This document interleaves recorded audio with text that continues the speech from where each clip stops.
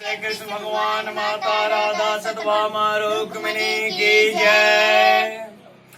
यद्यद्विभूति मत सत्वं श्रीमदुर्जितमेव वा तत् देवाओ गच्छ तत्त्वं मम तेजोम असंभवम्।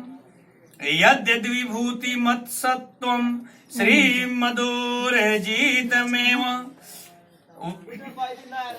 संसार मात्र में जिस किसी सजीव निर्जीव वस्तु व्यक्ति घटना परिस्थिति गुण भाव क्रिया आदि में जो कुछ ऐश्वर्य दिखे शोभा या सौंदर्य दिखे बलवता दिखे तथा जो कुछ भी विशेषता विलक्षणता योग्यता दिखे उन सबको मेरे तेज के किसी एक अंश से उत्पन्न हुई जानो।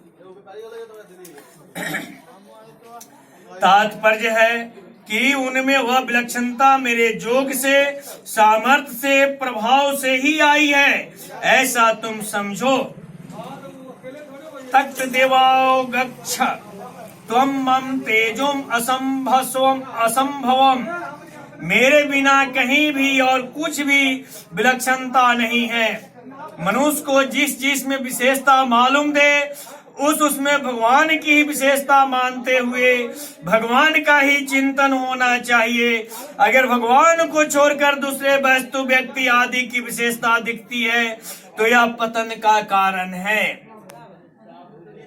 जैसे पवित्रता स्त्री अपने मन में यदि पति के सिवाय दूसरे किसी पुरुष की विशेषता रखती है तो उसका पातिव्रत्य भंग हो जाता है, ऐसे ही भगवान के सिवाय दूसरी किसी वस्तु की विशेषता को लेकर मन खींचता है तो वह व्यभिचार दोष आ जाता है, अर्थात भगवान के अनन्य भाव का व्रत भंग हो जाता है और वह मनुष्य का जीवन सफल नहीं हो पाता है। और वही कभी आप देखते होंगे कि रोड पर कोई लात जूता मारता है, भीख मांग कर खाता है, वही सब उसके जीवन में घटना घटती है। संसार में छोटी से छोटी और बड़ी से बड़ी वस्तु व्यक्ति क्रिया आदि में जो भी महत्ता सुंदरता सुखरूपता दिखती है और जो कुछ लाभ रूप हित रूप दिखता है वह वास्तव में सांसारिक वस्तु का है ही नहीं। अगर उस वस्तु का होता तो वह सब समय रहता और सबको दिखता, पर वह न तो सब समय रहता है और न सबको दिखता है। इससे सिद्ध होता है कि वह उस वस्तु का नहीं है तो फिर किसका है? उस वस्तु का जो आधार है उस परमात्मा का है। उस परमात्मा की झलक ही उस वस्तु में सुंदरता सुखरूपता आदि रूपों से दिखती है।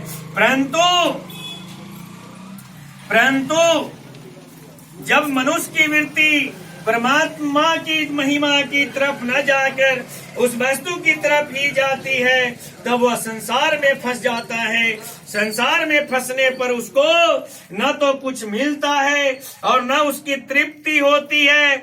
इसमें सुख नहीं है, इसमें तृप्ति नहीं होती। इतना अनुभव होने पर भी मनुष्य का वस्तु आदि में सुखरूपता का वहम मिटता नहीं। मनुष्य को सावधानी के साथ विचार पूर्वक देखना चाहिए कि प्रत्येक क्षण मिटने वाली वस्तु में जो सुख रूप दिखता है वह उसका कैसे हो सकता है? वह वस्तु प्रतिक्षण नष्ट हो रही है तो उसमें दिखने वाली महत्ता सुंदरता उस वस्तु की कैसे हो सकती है? जैसे बिजली के संबंध से रेडियो बोलता है तो मनुष्य राजी होता है कि देखो इस यंत्र से कैसी आवाज आ रही है, पर वास्तव में उस रेडियो में जो कुछ शक्ति है वह सब बिजली की ही है। बिजली से संबंध न होने पर केवल यंत्र से आवाज नहीं निकाली जा सकती। अनजान व्यक्ति तो शक्ति को यंत्र की ही मान लेता है, पर जानकार व्यक्ति उस शक्ति को बिजली की ही मानता है। ऐसे ही किसी वस्तु व्यक्ति पदार्थ क्रिया आदि में जो कुछ विशेषता दिखती है उसको अनजान मनुष्य तो उस वस्तु व्यक्ति आदि की ही मान लेता है, पर जानकार मनुष्य उस विशेषता को भगवान का ही मानता है। इसी अध्याय के 8वें श्लोक में भगवान ने कहा है कि सब मेरे से ही पैदा होते हैं और सब में मेरी ही शक्ति है। इसमें भगवान का तात्पर्य यही है कि तुम्हें जहां कहीं और जिस किसी में विशेषता, महत्ता, सुंदरता, बलवंता आदि दिखे वह सब मेरी ही है, उनकी नहीं। एक वेश्या बड़े सुंदर स्वरों में गाना गा रही थी, तो उसको सुनकर एक संत मस्त हो गए कि देखो ठाकुर जी ने कैसा कंठ दिया है, कितनी सुंदर आवाज दी है। तो संत की दृष्टि उस वेश्या पर नहीं गई, प्रत्युत भगवान पर गई कि उसके कंठ में जो आकर्षण है, मिठास है, वह भगवान की है। ऐसे ही कोई फूल दिखे तो राजी हो जाए कि वाह वाह, भगवान ने इसमें कैसी सुंदरता भरी है। कोई किसी को बढ़िया पढ़ा रहा है तो कोई बढ़िया पढ़ाने की शक्ति भगवान की है, पढ़ने वाले की नहीं।